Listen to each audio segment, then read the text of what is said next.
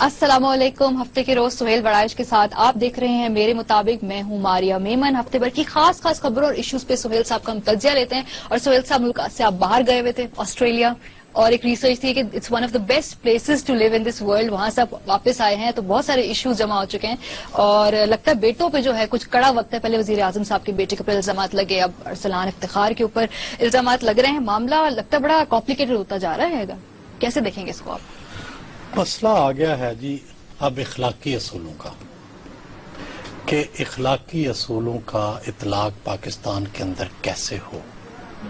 اب جمہوریت جو ہے نا, اس کا ایک بڑا ہی خوبصورت اس کے اندر ایک چیز ہے, حسن ہے, کہ اس کے جو مختلف ادارے ہیں ان کے اندر سیلف کریکشن کی, یعنی خود اپنی اصلاح کرنے کی صلاحیت ہوتی ہے. چاہے یہ پارلیمان ہو, عدلیہ ہو, صحافت ہو, انتظامیہ ہو, وقت لگتا ہے. اور دوسرے جمہوریت میں افراد سے زیادہ ادارے کی اہمیت ہے. تو پہلی بات تو یہ ہے کہ یہ جو اداروں کی لڑائی ہے, اس کے اندر بہت سارے لوگ تو اس کو اس طرح سے دیکھ رہے ہیں کہ مایوسی ہے. واقعی جب ادارے لڑتے ہیں تو مایوسی پھیلتی ہے, لوگ سمجھتے ہیں کہ حالات خراب ہو رہے ہیں, راستے بند ہو رہے ہیں, ملک نیچے جا رہا ہے, اکانومی نیچے جا رہی ہے. لیکن اگر دنیا کی تاریخ دیکھیں تو اداروں کی لڑائی کے بعد ہی اداروں کے درمیان توازن قائم ہوا ہے, اداروں کے اختیارات کا تعین ہوا ہے. تو الٹیمیٹلی یہ لڑائی اس وقت اختیارات کا تعین طے کر رہی ہے.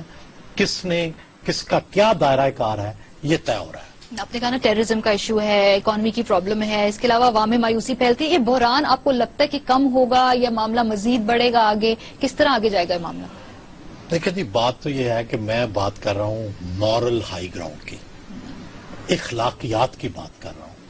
اخلاقیات الٹیمیٹ بات ہوتی ہے. مثلا آپ سنتے ہیں فلاں کو سیاسی فتح ہو گئی, فلاں جو ہے اس نے قانونی فتح حاصل کر لی, فلاں نے انتظامی فتح حاصل کر لی. لیکن تاریخ میں جو یادگار چیز ہے وہ اخلاقی فتح ہے. جن لوگوں نے مورل وکٹری حاصل کی ہے, مورل گراؤنڈز پہ جیتے ہیں, وہ اصل میں فتح یاب ہوتے ہیں. پاکستان میں اب اس اصول کا اطلاق ہونے کا وقت آ گیا ہے. اب یہ انتظامی فتح, قانونی فتح, یہ چیزیں پیچھے رہ جائیں گی اور اس سے آگے اخلاقی فتح کا وقت آئے گا. سب اتنا پیشنس ہے عوام میں, آپ کا خیال ہے کہ ہم تاریخ میں جانے کا ویٹ کریں, ابھی حال میں نہیں جینا چاہیے؟ دیکھیں اخلاقیات پر عمل کیسے ہوتا ہے. مثلا یوسف رضا گیلانی صاحب ہیں, وزیر اعظم ہیں, ان کے خلاف فیصلہ آیا تھا.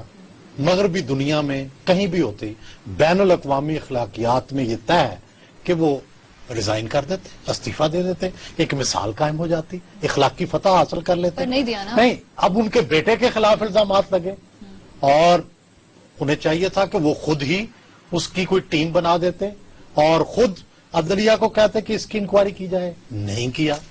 اب چیف جسٹس صاحب کے بیٹے کا معاملہ آیا, ارسلان افتخار کا معاملہ آیا. اب یہ ایک عدلیہ کے وقار کو نقصان پہنچ سکتا ہے اس طرح کی چیزوں سے. لیکن انہوں نے کیا کیا کہ انہوں نے خود سو موٹو لیا, انہوں نے خود اس بینچ میں بیٹھے. پھر جب انہیں احساس ہوا کہ زیادہ بہتر ہوگا کہ وہ اس بینچ میں نہ بیٹھیں تو وہ اس سے ہٹ گئے. تو ایک نئی مثال قائم ہوئی. اب انہوں نے بہت اچھے فیصلے کیے ہیں, پاکستان کو ایک نئی راہ دکھائی ہے, اور وکلاء تحریک سے لے کے عدلیہ کی آزادی تک اور مسلسل ایک سٹرگل نظر آتی ہے جس میں سول سوسائٹی کو انہوں نے زیادہ سے زیادہ حقوق دینے کی کوشش کی ہے. لیکن اب یہ ان کے لیے امتحان آ گیا, عدلیہ کے لیے امتحان آ گیا کہ وہ اس سے کیسے اس امتحان سے کیسے نکلیں گے. میرے خیال میں زیادہ سے زیادہ شفاف تحقیقات ہونی چاہیے. اگر مخالفین لارجر بینچ چاہتے ہیں تو میرا خیال ہے لارجر بینچ بننا چاہیے. اور چیف جسٹس صاحب میں اتنا حوصلہ موجود ہے اور وہ ماضی میں اس طرح کے فیصلے کرتے رہے ہیں اور انہوں نے اپنی اخلاقی فتح کو اور مارل ہائی گراؤنڈ کو ہمیشہ قائم رکھا ہے کہ یہ چیز تاکہ مخالفوں کے منہ بھی بند ہو جائیں اور یہ چیز طے ہو جائے کہ اصل میں عدلیہ کی آزادی اہم ہے, اخلاقی فتح اہم ہے. اور اگر یہ الزامات ان کے بیٹے پہ بھی لگیں تو ان کی بھی شفاف آپ نے تحقیقات کہا اخلاقی فتح میں بھی آپ وقت ہے بریک کا، بریک سے واپس آئیں گے تو سہیل صاحب آپ سے یہ پوچھیں گے کہ اخلاق کے جو اصلی پیمانے ہیں ان کو ہم اپنا سکیں گے، کیا ہماری جنریشن ایٹ لیسٹ دیکھ سکے گی؟ یہ سب سوالات پوچھیں گے بریک کے بعد، دیکھتے رہیں میرے مطابق۔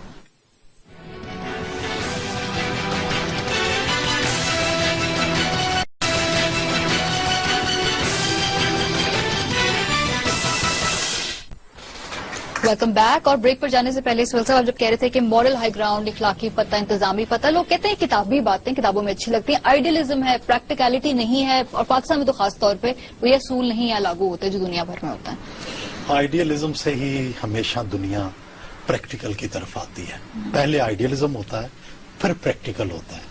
اب اصل بات یہ ہے کہ کسی بھی شخص کا امتحان یہ نہیں ہے کہ وہ اخلاقیات، قانون، آئین کا جو اطلاق ہے وہ دوسروں پر کتنا اچھا کر سکتا ہے۔ اصل امتحان اس وقت شروع ہوتا ہے جب اخلاقیات کے پیمانے سے خود گزرنا پڑے، جب قانون سے خود گزرنا پڑے، اور جب احتساب سے خود گزرنا پڑے۔ اس لیے سب سے بڑا امتحان اخلاقیات کا اس وقت سامنے آتا ہے جب آپ پر وہ چیزوں کا اطلاق ہوتا ہے جو آپ دوسروں پر کرتے ہیں۔ صحیح، تو معاملات کب بہتر ہوں گے؟ جیسے ہم لوگ جب دیکھتے ہیں کہ اداروں کے درمیان ابھی بھی توازن قائم نہیں ہو پا رہا، خاص طور پہ یہ جنریشن پھر کبھی کبھی مایوس ہو جاتی ہے نا سہیل صاحب، کہتے کب یہ معاملات ٹھیک ہوں گے؟ تو کیا ہوں گے معاملات ٹھیک؟ اب دیکھیں مغربی دنیا میں یا جمہوری ممالک میں کوئی بھی فرد قانون اور اخلاقیات سے بالا تر نہیں ہوتا۔ مثلا آپ سیاست میں دیکھیں کہ وہاں جو ہی سیاسی یا اخلاقی سوال اٹھتا ہے یا قانونی سوال اٹھتا ہے، بہت سارے لوگ سیاستدانوں کی مثالیں موجود ہیں کہ انہوں نے فوراً استعفیٰ دے دیا، مثال قائم کی، اپنی مورل ہائی گراؤنڈ کو قائم رکھا۔ اسی طرح صحافت میں پلیجرزم کا الزام لگے، صحافیوں کو ان پہ صحافت کے دروازے بند ہو جاتے ہیں۔ بہت سارے ججز کی مثال دنیا میں موجود ہے۔ ابھی میں آسٹریلیا میں تھا تو وہاں ابھی ریسنٹلی ایک مثال ہے کہ ایک جج جو تھے ان کو مستعفی ہونا پڑا، ان کو چھوڑنی پڑی اپنی سیٹ کیونکہ ان پر یہ الزام لگا کہ انہوں نے ٹریفک قوانین کی خلاف ورزی کی، اور انہوں نے کہا کہ جی میں نہیں اس وقت ڈرائیو کر رہا تھا، امریکن ایک سٹیزن تھا وہ کر رہا تھا۔ انہوں نے جب وہ امریکن سٹیزن چیک کیا تو وہ امریکن سٹیزن جو تھا وہ اس کی ڈیتھ ہو چکی تھی۔ اچھا، تو اس الزام کے اوپر جو کہ ٹریفک قوانین کے خلاف جو اوور سپیڈنگ کا الزام تھا، الٹیمیٹلی انہیں سیٹ چھوڑنی پڑی۔